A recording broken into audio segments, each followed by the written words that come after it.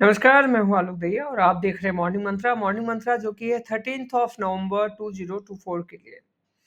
तो कल फिर से वही उठापटक, वही हालात जो पिछले अमूमन 15 से 20 ट्रेडिंग डे से हम देखते आ रहे हैं। और निफ्टी कहीं ना कहीं 2440 और 23800 के बीच में लटकता झूलता हम सबके साथ अभी भी खड़ा नजर आ रहा है।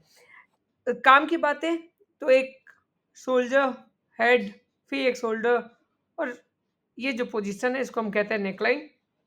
नेकलाइन अमूमन 23,800 के आसपास एक मेजर सपोर्ट निफ्टी के लिए, एक जिद निफ्टी की, जहां पर निफ्टी 23800 से लेकर 24440 के बीच में लगातार खेलता हुआ नजर आ रहा है आम निवेशकों के इमोशन के साथ। जी हाँ, खराब रिजल्ट्स, एफआईआई की लगातार बिकवाली, रिकॉर्ड तोड़ बिकवाली, इन्फ्लेशन का डेटा, और इन सब के बीच में जो हालात है उसमें रिटेलर्स का भी अब पैनिक हो जाना बड़ा लाजमी है, क्योंकि अब स्टॉक स्पेसिफिक भी जो हम बात कर रहे थे वहां पर भी अच्छी खासी गिरावट हमने कल के बाजार में देखी। अब सवाल यह है कि क्या हम 23,800 के नीचे खिसकेंगे, फिसलेंगे, और अगर फिसलेंगे तो कहाँ अटक सकते हैं। तो उसके लिए एक लक्ष्मण रेखा आपके सामने है, दैट इज 23500। बहुत खराब जोन में अगर हम लोग बात करें, अगर हम लोग वीकली या मंथली पे बात करें तो हो सकता है 21,000 के आसपास भी जाते हुए नजर आए। ये 21,000 का लेवल वो वाला लेवल है जब जून के आसपास हम मार्केट के साथ लड़ाई कर रहे थे, चाहे वो चुनाव के रिजल्ट को लेकर एक बड़ी बात हो।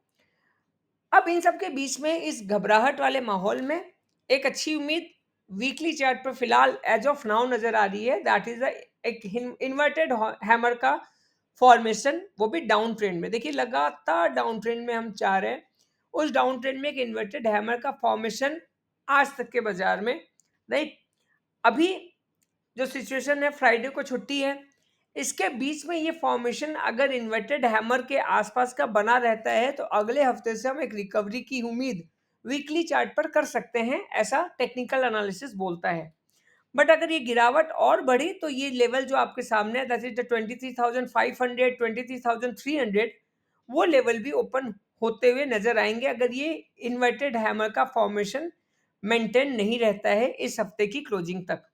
तो सवाल और हालात दोनों अपने आप में बहुत ही ज़्यादा सस्पिशियस है।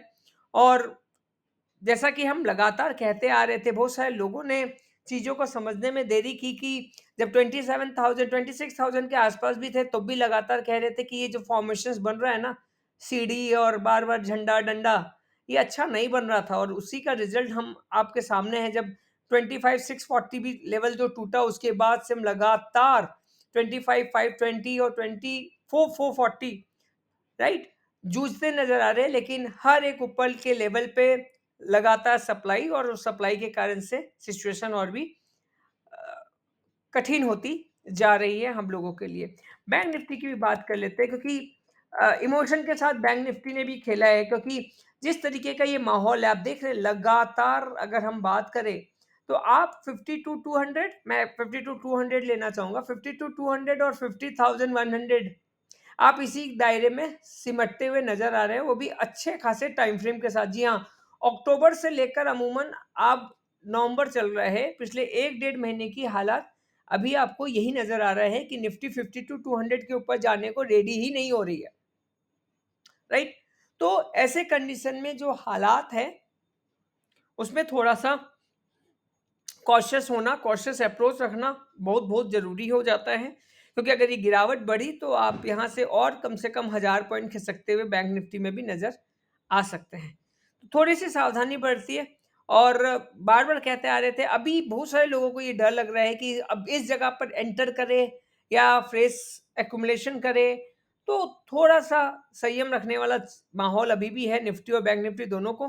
दोनों अपने सिग्निफाइड लेवल, अगर मैं बात करूं 52,400 इजी लेवल के लिए, और वहां पर अगर हम लोग बात करें तो 24,440 के ऊपर जब तक नहीं निकल जाए तब तक हम अच्छे बुलिश मोड में फिलहाल नजर आते हुए नहीं दिखाई देते। दोनों जगह पर दो दो तीन तीन दिन की हमें कम से कम क्लोजिंग चाहिए। क्लोजिंग बहुत इंपॉर्टेंट हो जाती है, उसके बाद हम उस कंक्लूजन पे आ सकते हैं कि आखिर बाजार क्या चाहता है। Thank you, thanks a lot and have a great day.